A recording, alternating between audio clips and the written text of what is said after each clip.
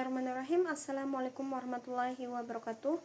Perkenalkan, nama saya Manzilatul Ulia. Saya dari PIAU 3. Hari ini akan membuat video presentasi dengan judul makalah gizi dan kesehatan anak. Apa sih gizi itu dan seberapa penting gizi itu bagi tubuh? Gizi adalah salah satu bentuk kesatuan kebutuhan diri yang didapat dalam tubuh manusia melalui makanan yang dikonsumsinya pada setiap harinya. Dikarenakan bagi setiap individu mempunyai perbedaan dalam kadar yang dibutuhkan bagi setiap tubuh, baik itu anak usia dini maupun orang yang sudah dewasa.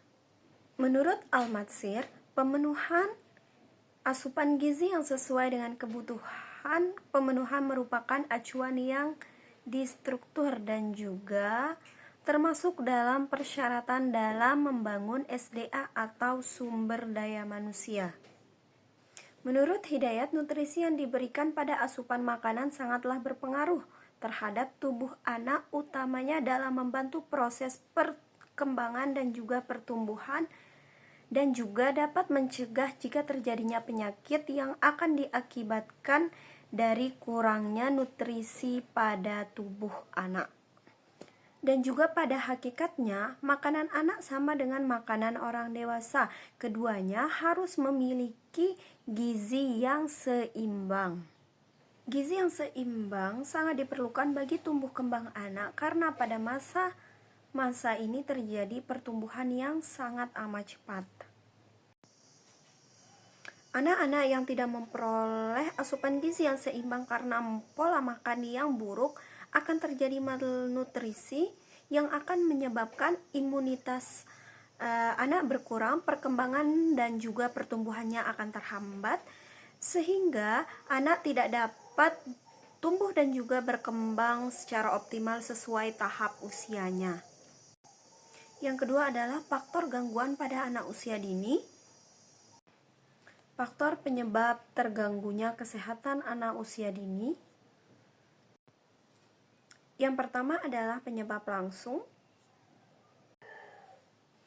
Penyebab secara langsung bisa juga dari makanan anak dan juga penyakit infeksi yang secara bersama-sama juga merupakan penyebab terjadinya kekurangan gizi. Yang kedua adalah penyebab tidak langsung.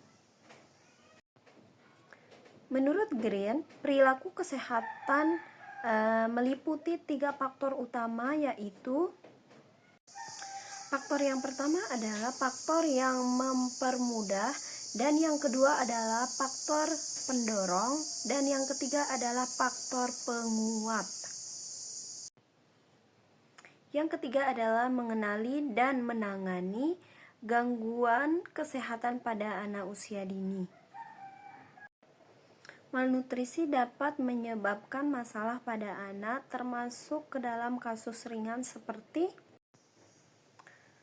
pertumbuhan lambat, perut buncit, tubuh kurus, kehilangan nafsu makan dan juga kehilangan energi, pucat atau anemia, berat badan tidak bertambah, luka dalam mulut, kurangnya keinginan untuk ketawa atau bermain, dan juga sering pilek dan infeksi lainnya.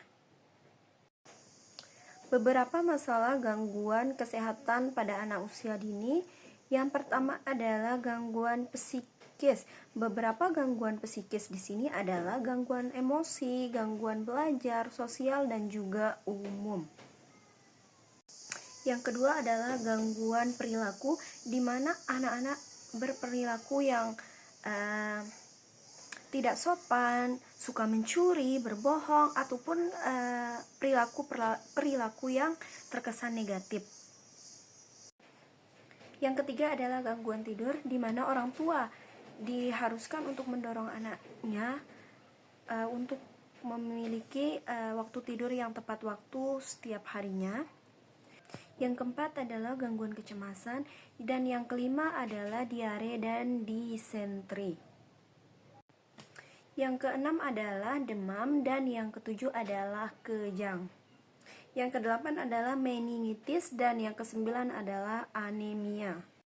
Gangguan kesehatan, walaupun hanya gangguan kecil, dapat menghambat proses pembelajaran anak, maka akan mengakibatkan terganggunya kinerja otak, bahkan mengurangi kapasitas kecerdasan anak itu sendiri. Jadi, kesehatan anak itu sangatlah penting, maka dari itu kita harus jeli dalam memilih makanan agar tidak terjadi atau terhindarkan dari penyakit yang sudah saya bacakan tadi. Mungkin dari makalah tersebut hanya ini yang dapat saya sampaikan, kurang lebihnya saya mohon maaf. Wassalamualaikum warahmatullahi wabarakatuh.